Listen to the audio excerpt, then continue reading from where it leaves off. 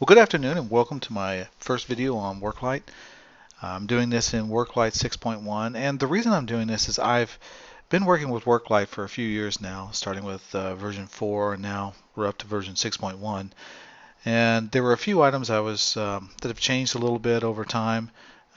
They've made improvements to the Worklight environment for the better, and this was one of them that I ran into, and I thought, if I'm running into these problems, probably other people are running into and have the same questions.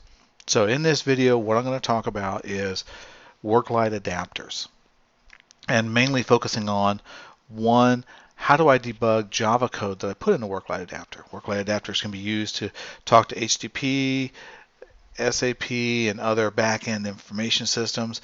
But if I'm coding just regular Java code into one of my Worklight adapters, how do I debug that? And the other question that goes along with it, how do I pass an object, like a JSON object or a JSON encoded object, over to that environment? So with those two in mind, and I want to start out with, if you haven't already and you're working with Worklight, you need to go over to Stack Overflow and register for an account there. The support and the guys that are over on there supporting Worklight are great. So I'm going to jump right into this, and again, I'm going to talk about those two subjects while I'm going through here. So to start out with, I have my Worklight project. I've got clips up here, and again, this is Worklight 6.1, and I created my project, real creatively named adapter for this. And I have a habit of creating small projects on the side to figure out, prototypes to solutions, so that way it doesn't interfere with what I have going on in my regular projects. So to start out with, first I want to know how to, creating a Worklight adapter that talks to just strictly to Java code, taking an object in. So I created my adapter, and this is my adapter XML. And in here you can see I started out with the standard HTTP adapter, so it has the rsscnn.com in there. That's all right to leave that in there. We're never going to call it. And I added one procedure in there called add. It's a very complex procedure. It adds two numbers together and returns back a value. But it's doing it in a JSON object, or a set of JSON objects. Now I have my JavaScript implementation of that adapter. And you can see I have my JavaScript function called add, takes one parameter, and that one parameter is a JSON encoded string. And we'll look at that format later. And what it does is turns around and calls my Java code, which is in a calculator class, and it's calling the method add in there. It's passing one parameter. And since I didn't create an instance of that class, it of course has to be a static Java member. We'll get over to the interesting parts. Look over in my calculator class.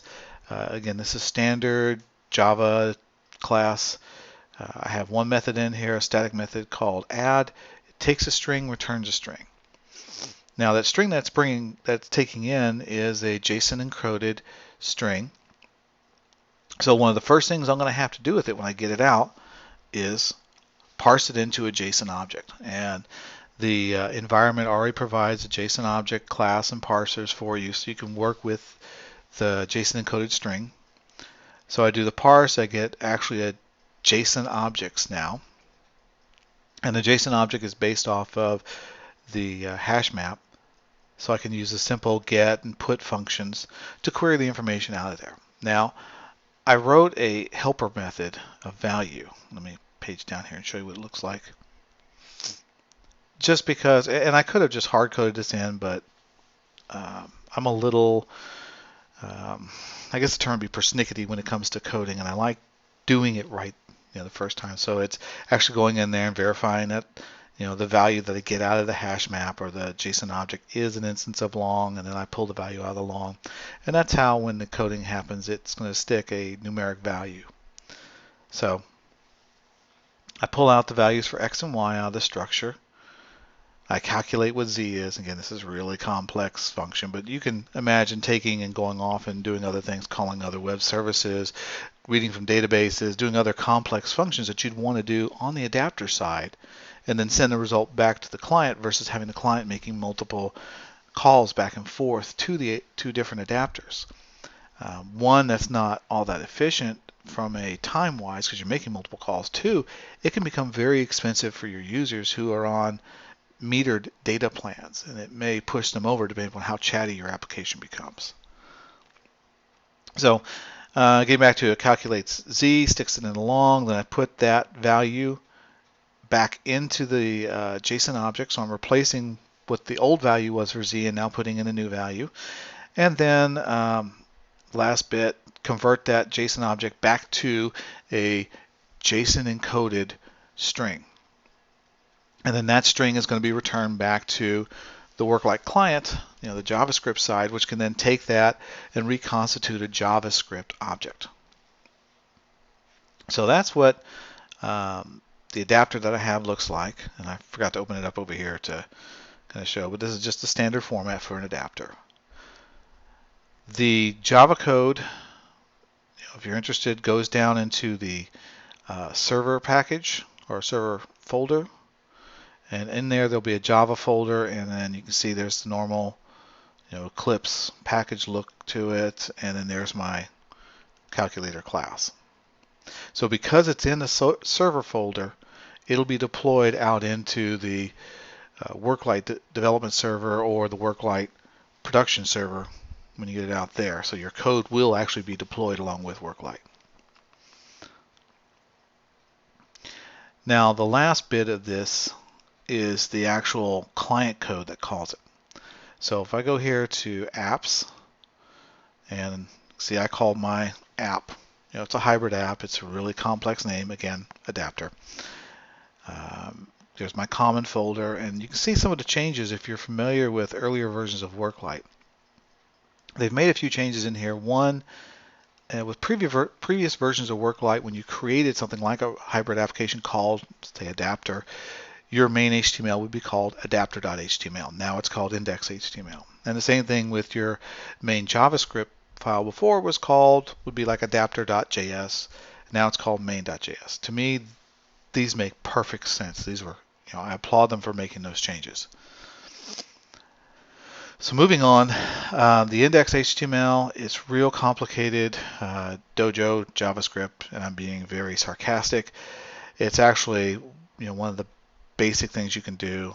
I put a header and a button on the screen, and it's a Dojo Mobile X button, or Dojo X mobile button, excuse me.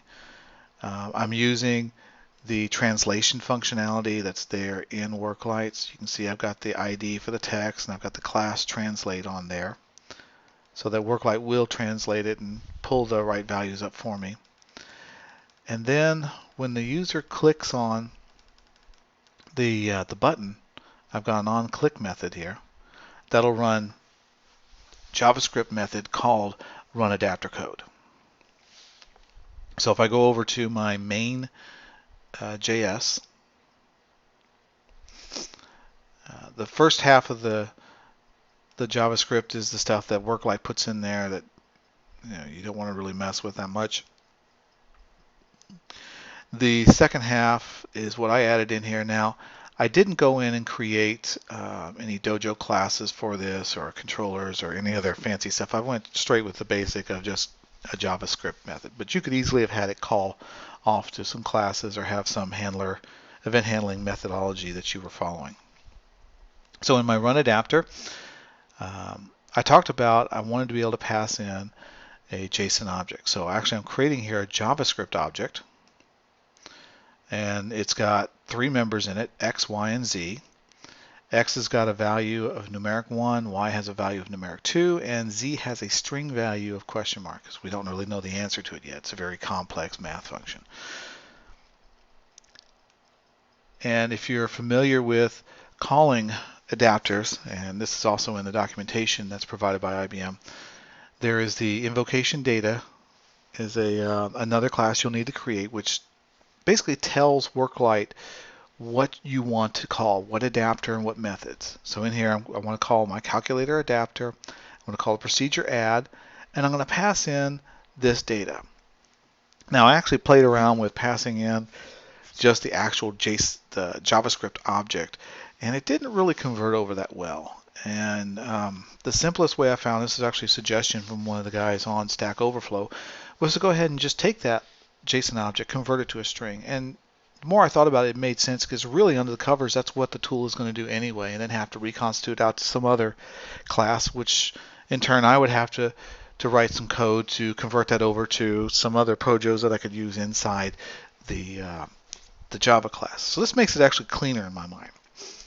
So to take a JavaScript object, and this is a pure JavaScript object, and convert that to a string, you just call JSON stringify and pass in the object, and it'll convert it to a pure JavaScript object, not a Dojo object, but a JavaScript object.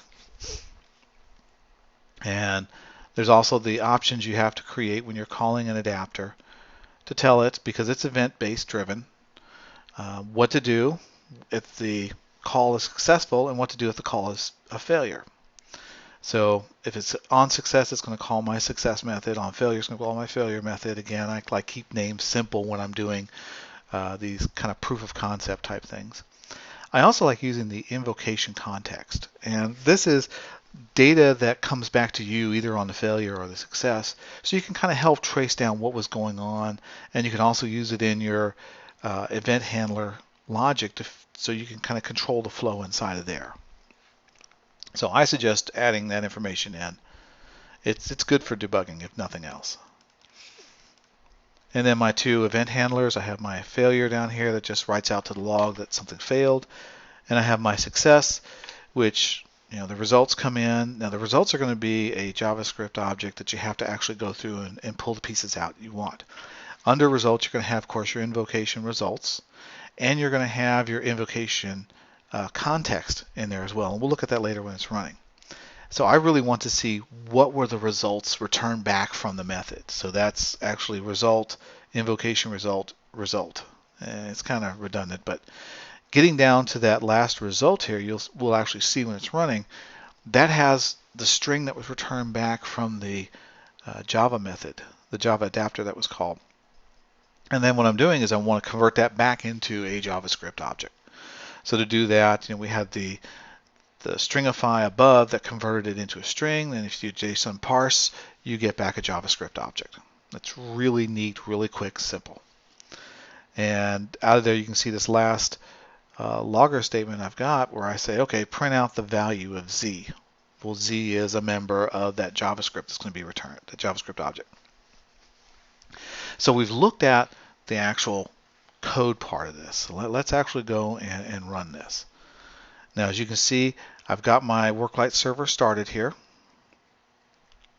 So what I'm going to do is go over, and if I was a JavaScript or an adapter developer, I would go to my adapter, I would do a right mouse on my adapter, come down here to run, and I've already deployed the version that's out there, so I'm not going to deploy it, but you would do that anytime you make changes to the adapter itself. As far as the Java code, you make changes to that. They're using the Liberty profile under the covers to support the development server, so you'll actually see your code getting deployed. And it usually gets out there within 2 or 3 seconds after making code changes. So I'm going to invoke the Worklight procedure. As you can see, it brings up, okay, these are the procedures that are part of that adapter. I just have add. Here's the structure for it. And I'm passing a string that equates to a JSON encoded JavaScript object. So I'm going to go ahead and hit run here. Oh, and I have my debugger turned on. I forgot all about that. Let me go ahead and let that run. I didn't show you how to turn that on yet. And I'm going to go ahead and stop the debugger.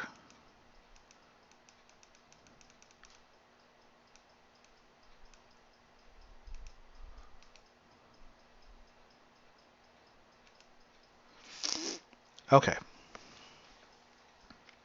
So if I was back here, and after I run it, I would have seen, this window here that says, here's the results from calling it. And you can see that, the results were that Z is now 3, which we know, 1 plus 2 equals 3. But if you remember right from what we passed in, Z was a question mark. So Java code, as we saw earlier, actually replaced it. So now let's say I need to do some debugging in that code. And we saw earlier the debugging works, but let me show you how I got to that. There's a couple things you need to set up. Now in Developer Works, they have instructions out there on how to set this up for Worklight 6.0. And I tried those and they do not work for me when I tried this on 6.1. And I do not know if it's because the person who recorded the video was using an OS X environment and there's something different on a Mac, and I'm running this on Windows 7, or if it is the fact that it's different between 6.0 and 6.1. I'm guessing the latter, that it's different on 6.1. And what I was running into is when I tried to restart the Worklight server, the Worklight server, which is based upon a Liberty profile 8.55, that it would tell me that it could not attach to the debugging port, that it was already in use. And I found out the reason that it says it's already in use is because it is. If you go back to your server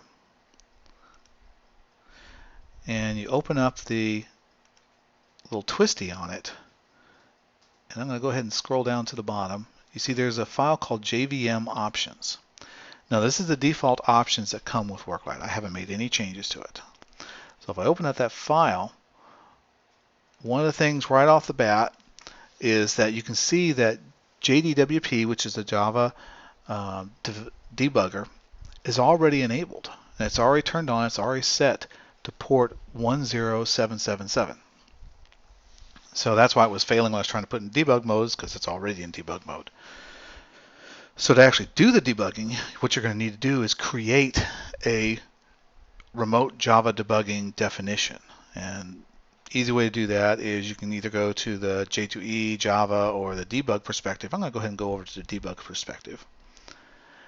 And let me clear out that old one that was in there.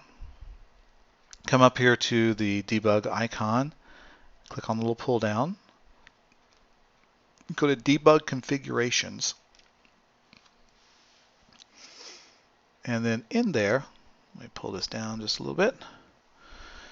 You can see there's a section under here for remote Java application. And to create a new one, you'd select that, click on the little create or launch new configuration icon.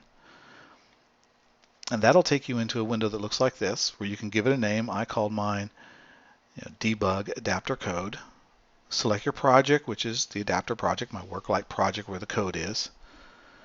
Host is localhost, and set port to 10777. And then you'll need to, from that point, if you click on debug, it should be able to go ahead and debug your application. Okay, so after we click on debug, you can see up here in the debug window that it's got the remote Java debugging that it's set up, and you can see that it's actually attached to the Java application, which is the Worklight server. And so at this point, any breakpoints I've got set in my code, and if I go look over here at my Java code, I've got one set right on the parsing of the data, like we saw before when I had it on by accident, it'll grab it when we're starting to do the debugging. Now one of the neat things you can do is if I've got one that I've run before using that invoke procedure, I can hit F5 on this and it'll invoke it again. So I don't have to actually go through that. So if I've got the parameters in there, I can just hit click, click on F5, which is refresh. And you can see as soon as I do that, I get in here, I can see my stack. This is normal Java application development debugging that you would do through Eclipse. And Eclipse has some really nice functionality in it. So I'm going to go ahead and just step through it. You can see I've got my incoming data up here in my data variable. I've got RES for results, and just by convention I always set my results to what came in, and then if everything goes fine, it'll return back. You can set it to null, or that's just preference at this point. And so it's a string, so I'm going to step over and use my nice F6, and so it parsed it up, and I've got a JSON object now. So if I go to the JSON object, which is based upon a hash map, you can see that it spits it out looking kind of like a hash map. You can see this is z equals question mark, y equals 2, x equals 1. So it's a nice parsed up object at that point. I can deal with it. I can work with this data like I would a normal Java program. So I'm going to go ahead and step through. You can see in my debugger window, let me scroll down here, X is 1, Y is 2. I'm going to do my complicated math here and figure out that Z is 3. I'm going to go through and I'm going to put Z back into the hash map or the JSON object. And you can see I still have the JSON object selected, so you saw that now Z is 3. I'm going to serialize it, so let me go ahead and do that. So now you can see that RES is changed, and it even highlighted it yellow showing it's changed, where Z is 3. And I'm going to go ahead and let this run. Now the interesting thing when that happens, we'll look at the results. Results are it failed. Now the reason it failed is because the adapter timed out. The adapters by default are 30 seconds long as far as invocation. There's a number of places you can change that. There's actually 3 levels. And if you go out to Stack Overflow and do a search on Worklight adapter timeout, there's a really nice document written up there that describes where you would make the changes for the different types of timeout or different levels of timeout. So you keep that in mind when you're debugging, that as soon as you hit over that 30-second mark, it doesn't matter what you're returning, it's going to fail. So what we'll do is go ahead and run this again. Go back to here. Let me go to my calculator. Let's see here. Run it again, and it's not wanting to run for me. It does this every once in a while. So I'm going to go ahead and close these, and I can go back to the design, and I can rerun the adapter. Clicking Run, invoke Worklight procedure, and run it.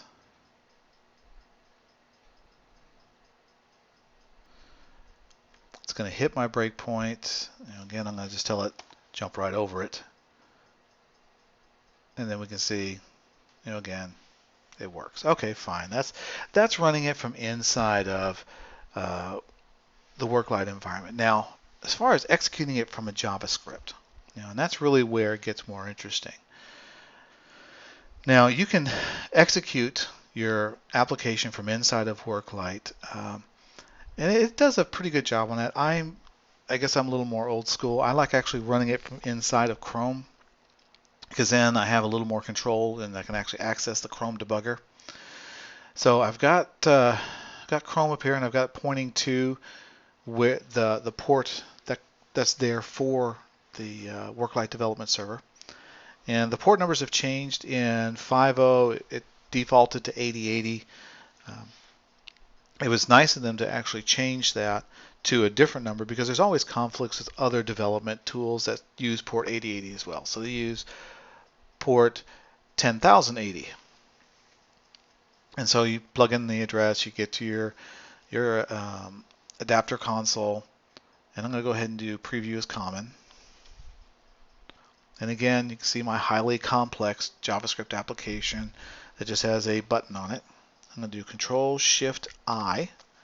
That'll bring me up the debugger tools that are there in Chrome. I can go over to my source, and I've already set some breakpoints in my source. The way you would find your source is there's this little tree type icon over here. You click on it, it's going to be under JS, and then there's your main JS. If you had, let's say, a model, a controller, or data folders under there, they would be under that structure. But we want the main JS, so I'm there, so I'm going to go ahead and collapse that. And so I've set my breakpoints in when I make the call to the adapter and when I make the call from the success.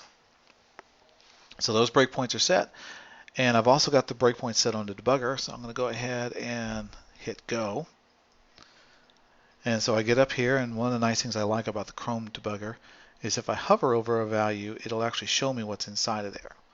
So I can see in my invocation data, I can look at the different parameters that are there. I see I'm passing one parameter that's a string. And I can look at options, and I can see my different functions it's going to call. Like I'll see my invocation context information. So all that's good. So I'm going to go ahead and hit run on this, or resume. Now it looks like it's just sitting there. What's actually happened is the debugger has kicked in and it stopped at that point. And I can again debug through this. I'm not going to do that because it's not all that interesting because it's not changed. So I'm going to hit resume, and now my Chrome debugger should have caught it, and it did right there on the success line. That means I didn't talk so long that I made it time out. Now we can see that it called the success, and the first thing I'm doing in there, like I said before, is I'm parsing out the JSON object that came back. So if I look at just result, and this is another reason why I like the Chrome debugger, if I just hover over part of the variable, it'll give me that value. So I can look at it, and you can see that result has the invocation context, same exact data that you passed into it, which is again good for debugging and doing the process flow inside your event handler, and also get invocation results and the status. And status of 200, remember this is going off of web, so 200 means everything was good. Inside the invocation results, had yes, is successful, is set to true. There's a response ID that it keeps track of, and has the actual result in there. It even has your Worklight authentication object. So if I wanted to, I can drill down through there, or I can just hover over invocation result, and it narrows it down to there, or I can hover over result, and it shows me what the value of result is. I'll go ahead and step over once or twice here, and you can see I'm putting out what res, which is my parsed object. Now you can see it's x is 1, y is 2, z is 3, and I'm dumping out what's in z, which is 3. So I'll go ahead and step over that, and then all those debugger statements are right here in the console. So here's the whole response that I dumped out, and here is the 3 that I put out there on the last bit.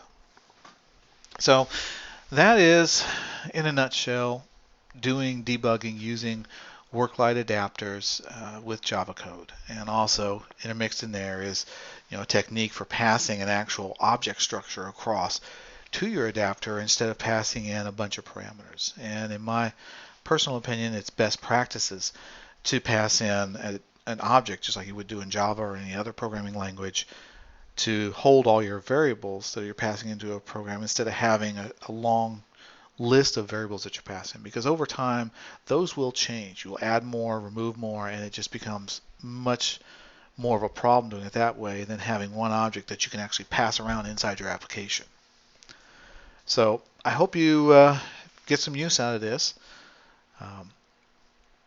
As I come across other items of interest, or if anyone has anything that they would like me to show them how to do, please respond back, and I will get it up there as soon as I can. Thank you, and have a good day. Bye-bye.